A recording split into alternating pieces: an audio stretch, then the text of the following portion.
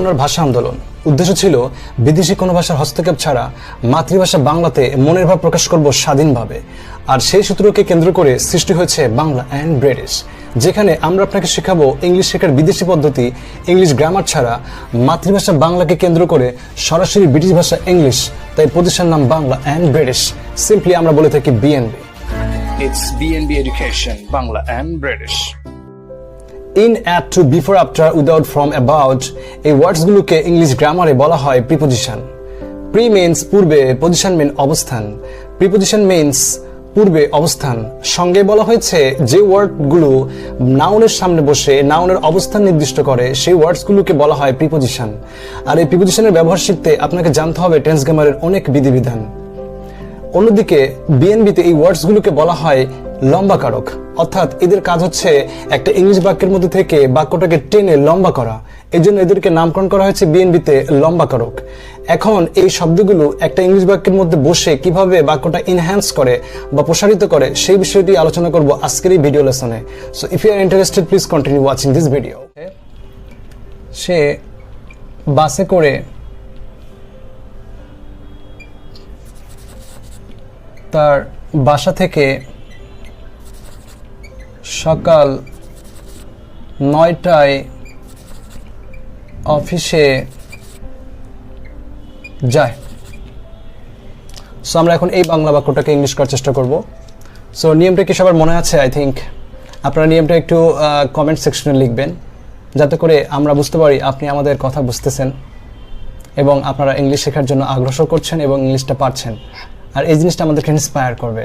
রুলসটা আপনারা সবাই একটু কমেন্ট সেকশনে লিখবেন এবং আমরা এটা চেক করব যে আপনি আমাদের কথা পরিষ্কারভাবে বুঝতেছেন কিনা, যাতে করে আমাদের জন্য সুবিধা হয় যে আমরা কি ইংলিশ শেখাতে পারছি কি না পারছি। সো প্লিজ কমেন্টে আপনারা এই বিএনবির যে বাংলা বাক্যকে ইংলিশ করার রুলসটা, ফার্স্ট যে রুলসটা, এটা আপনারা প্লিজ কমেন্টে লিখবেন। রুলসটা আমি বলি, যে কোনো বাংলা ভাষার বাক্যকে এইভাবেই আপনারা লিখবেন। যে কোনো বাংলা ভাষার বাক্য ইংলিশ করার ফার্স্ট যে নিয়মটা, এই কথাগুলি লিখবেন যে বাংলা বাক্যের প্রথমে পারসন, পেছন থেকে ভার্ব, জোড়া লাগাতে হবে, মাঝের অংশ পাশে রাখতে হবে, পেছন থেকে সামনে লম্বাকারকের হাত ধরে। সো আমরা এখন সেই নিয়মটা আবার অ্যাপ্লাই করব এই বাক্যটার ক্ষেত্রে। তাহলে এই বাক্যের পার্সনটা হচ্ছে সে, তাহলে সে মানে আমরা জানি হি, তাহলে আমরা এখানে লিখলাম হি। শেষ কথা হচ্ছে যায়, নিয়ম অনুযায়ী। তাহলে যাওয়া মানে হচ্ছে গো, তাহলে আমরা বাক্যটা শুরু করি হি গো। বাক্যটা শুরু হলো, কিন্তু আমাদের এখানে দিতে হবে ইয়েস। অ্যান্ড কেন ইয়েস দিতে হবে এই বিষয়ে আমরা বলেছিলাম যে যদি পার্সনটা হয় হি, শি, ইট এবং ওয়ান সিঙ্গেল নেম, তাহলে পেছন থেকে যে আপনি ভাবটা নেবেন তার সাথে আপনি এস অথবা ইএস জোড়া লাগাবেন। এখন জেন্টলম্যান প্রশ্ন হচ্ছে আমি কখন এস দিব আর কখন ইএস দিব, এই বিষয়ে আমরা পরবর্তী আরেকটা ভিডিও বানাবো, যাতে করে আপনি বুঝতে পারেন যে প্রথমে পার্সন, পেছন থেকে ভার্ব, এই ভার্বের সাথে আমি এস দিব কখন আর কখন ইএস দিব, এই বিষয়ে আমরা নতুন একটা ভিডিও বানাবো, যাতে করে আপনি সহজেই বুঝতে পারেন। আমরা এখন সামনে হাঁটবো। তারপরে বললাম যে বাংলা বাক্যের মাঝখানের কথা, এই যে মাঝের অংশটুকু আমরা পাশে রাখবো পেছন থেকে সামনের দিকে লম্বাকারকের হাত ধরে, লম্বাকারকের মাধ্যমে। তাহলে আমরা এখন পেছন থেকে সামনের দিকে হাঁটবো। অফিসে দেখুন দিক বোঝাচ্ছে এখানে, আমি যেহেতু সে যায়, অফিসে যায়, তার মানে তার ডিরেকশনটা কিন্তু অফিসে। তার মানে এখানে আমাদের ইউজ করতে হবে টু, তার মানে টু অফিস।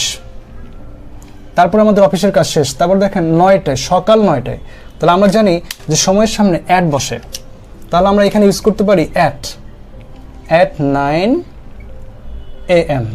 আমরা একটু বললাম যে এএমটা কখন হয়, আমরা অলরেডি আলোচনা করেছি যে এএমটা কখন হয়।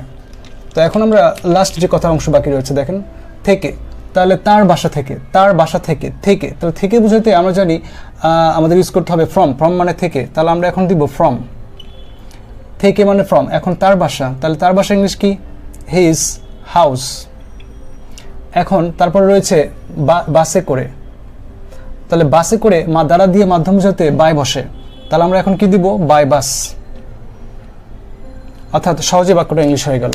তাহলে রুলসটা ছিল যে বাংলা বাক্যের যে কোনো বাংলা বাক্যকে ইংলিশ করার ফার্স্ট যে নিয়মটা আমরা অলরেডি বাস্তবায়ন করলাম এই বাক্যের ক্ষেত্রে, যে বাক্যটার প্রথমে নিতে হবে পার্সন, পেছন থেকে নিতে হবে ভার্ব, এই দুটো কথা জোড়া লাগাতে হবে, আমরা জোড়া লাগাইছি।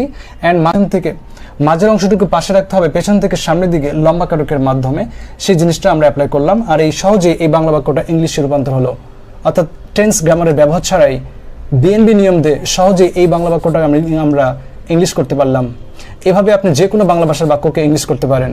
সো আপনি কেমন ক্লাসটা বুঝতে পারলেন কিনা এ বিষয়ে আমি কয়েকটা বাংলা বাক্য বলবো, আপনারা এটাকে ইংলিশ করে নিচে কমেন্ট সেকশনে উল্লেখ করবেন, যাতে করে আমরা বুঝতে পারি আপনি আমাদের ক্লাসটা বুঝতে পারছেন। সো ফার্স্ট যে বাংলা বাক্যটা হচ্ছে, আমি একটা গুরুত্বপূর্ণ কাজের জন্য আমার বাসা থেকে আমার মোবাইল ফোন ছাড়াই গ্রামে যাই। সে পরীক্ষার জন্য শুক্রবার সকাল 9টায় মিরপুর গার্লস আইডিয়াল স্কুলে আসে। এই দুটো বাক্য আপনারা ইংলিশ করবেন এবং কমেন্ট সেকশনে উল্লেখ করবেন, সহজে আমরা যেন বুঝতে পারি আপনি আমাদের এই লেসনের মাধ্যমে বা লেসনটা যে ফ্রুটফুল হয়েছে এটা আমরা যেন বুঝতে পারি। জেন্টলম্যান, বিএনবি আপনাকে ইংলিশ শেখানো শুরু করেছে, ইংলিশের একদম বেসিক থেকে অ্যাডভান্স লেভেল পর্যন্ত বিএনবি এডুকেশনের নিজস্ব নিয়ম দিয়ে। এভাবে ইংলিশ শেখার প্রতিটি ভিডিও আমরা আপলোড করতে থাকবো আমাদের চ্যানেলে।